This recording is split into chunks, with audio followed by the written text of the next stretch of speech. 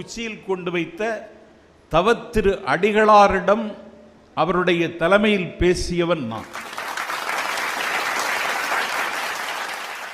கல்லூரி மாணவனாக இருந்த பொழுது வாரியார் சுவாமிகளிடம் ஞான சிறுவன் விருது பெற்றவன் நான். அப்படி இருந்த நான் இப்படி ஆயிட்டேன் அப்படின்னு சொல்ல வரேன். ஒரு விவாத அரங்கம், தி டிபேட், தலைப்புக்குள்ளே நின்று அதனுடைய அடியும் முடியும் தேடி அதனுடைய மண்ணும் விண்ணும் பார்த்து பேச வேண்டும். இதுதான் நான் படித்த பாடம். ஆனால் இப்பொழுது பாடுகிறார்கள். அடுத்த விநாயகர் சதுர்த்திக்கு இவர்கள் ஆடுவார்கள்.